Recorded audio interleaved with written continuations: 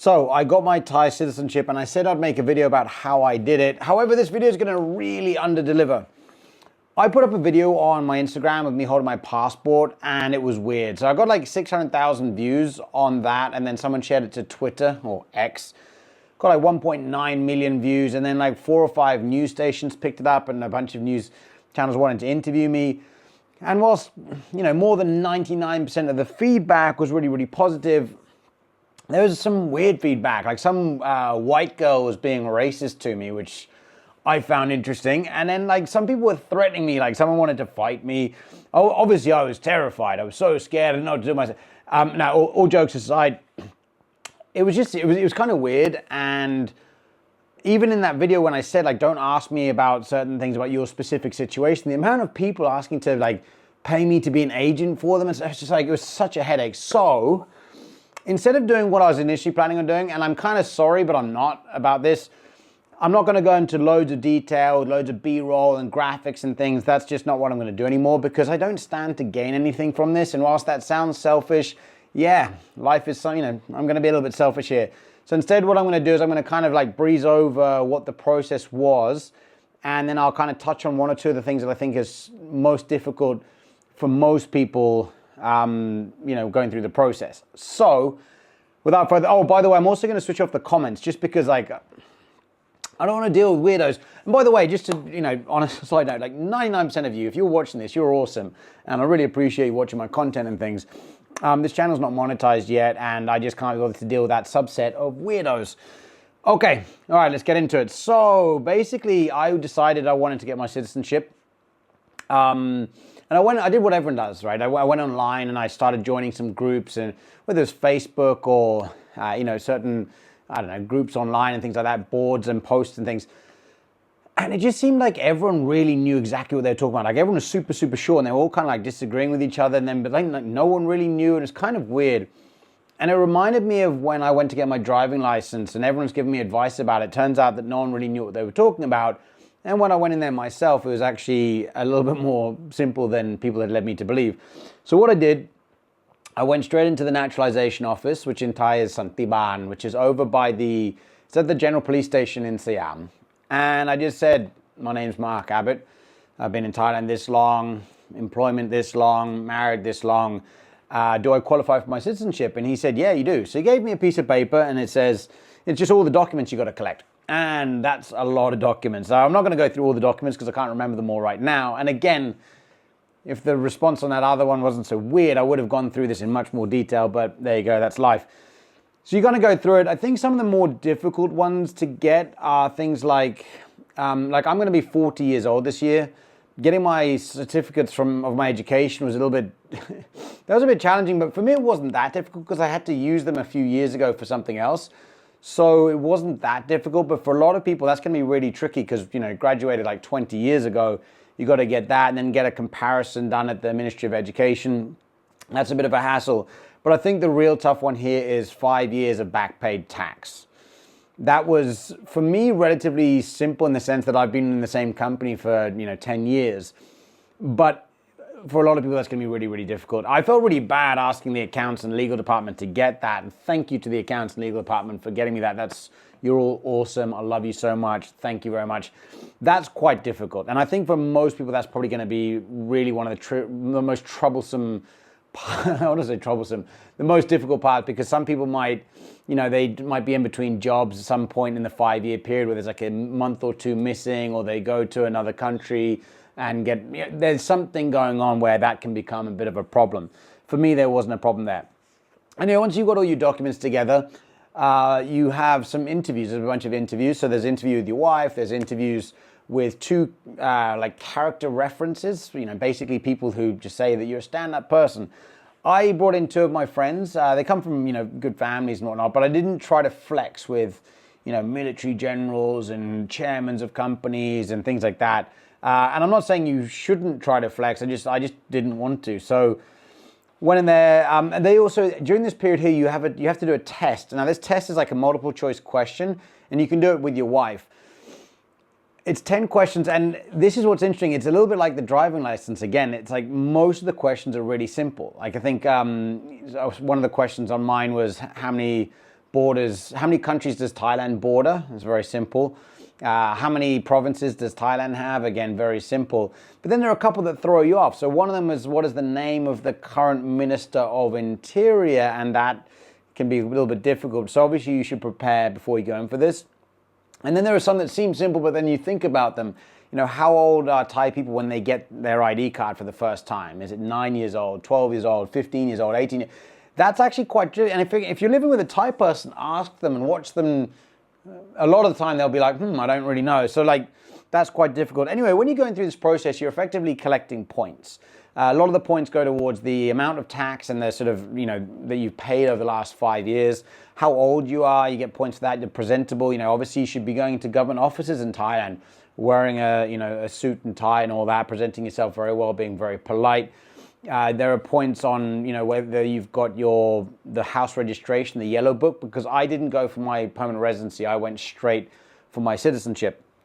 And then you get points for how well you speak Thai, which it's not as many points as people think. And I think that speaking Thai was much more beneficial in the sense that I was able to go through the interviews in a very smooth way rather than getting the points from speaking Thai in and of itself, if that makes sense. Now, some people might ask me, what happens if you fail the multiple choice question or at any of these points here? I don't know. Again, I can only tell you what, I'm not a lawyer and I can't state this enough. I got like 250 messages of people on my Instagram from that video, and I specifically said, I don't know, I can't help you in your situation. I'm just telling you what I did. Again, this one here, I don't know what happens if you fail. I didn't fail. If I failed, I would be able to tell you that, do you do it again? Do you just do it again immediately? Do you have to wait a year? No idea. Anyway, once you've done this, you go through, there's another point where you've got to do it at the ministry, sorry, not the ministry, it's the local police station. And you go in there with like another person. I'm not sure if it can be the same person, but I went with a guy that lives sort of 2 doors up from me. And they kind of verify that you live at the house that you live at. They do like a background check. They make sure that you actually really are married and all of that. You also have an interview with, it's like an intelligence agency. I'm not sure the exact name of the intelligence agency. And that's at like a coffee shop or like one of those sort of co-working spaces. You go there with your wife, you sit down and have a chat. They just kind of get to know you, how you met each other and all of that. Now, it's either at this point or when you hand in all your documents. I can't really remember, but that's when you pay for the process. It's 5,000 baht, then there was like a 100 baht tax. So it was like 5,100 baht. After all this is done, they get all this information, they send it off to the Ministry of Interior, and then they send you a letter inviting you for an interview. This is in front of the panel that everyone kind of hears about. At this interview here, when they send you the letter, now this is what a lot of people don't know because they don't read and write fluent Thai. Like they think and I'm being to sound like I'm looking down at people here, but like the amount of people who I hear saying, I speak fluent Thai, and I hear them speaking Thai, and I'm like, we have very different opinions on what fluent Thai is.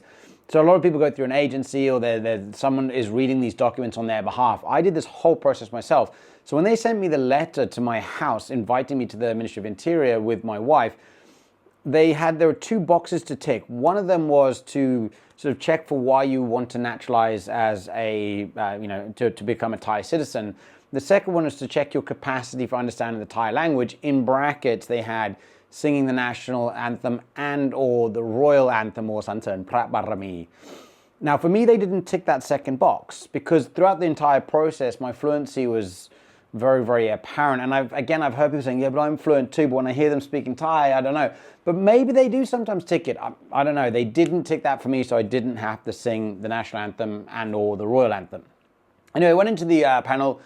It was during kind of like the back end of COVID, if you will. So lots of people were still wearing masks, and there's like 20, 25 people in the room, and then a bunch of people dialed in. And when we went through that process, it was kind of weird because they were asking questions. When they were asking me questions, I couldn't see their mouths moving, so I didn't really know who to sort of focus the answer to. So I was kind of like gazing across the room as I was giving my answers. And that wasn't too long, and it was very, very friendly. I thought everyone there was really, really nice. We had a really good chat, if you will. And then after that, quite some time after that, you then go to the Office of Naturalization or Naturalization Office, and you pledge allegiance to country, flag, king, and all of the good stuff there. And then you wait. And when they'll announce your citizenship in the Royal Gazette. About a month after that, the naturalization office will call you up and say, your certificate of citizenship has arrived. You go and get that. That's 500 baht to pick that up. So the whole process costs 5,600 baht. Once you've got that, they'll give you some other documents. Hold on to all of those documents. And you take them and you go and get the your ID card at the local office. You go get your passport. You go and then change all your bank details around. You change all your your motorbike registration, your car registration, your licenses, insurance, and all of that. Change all that over. For the most part, that's a relatively smooth process.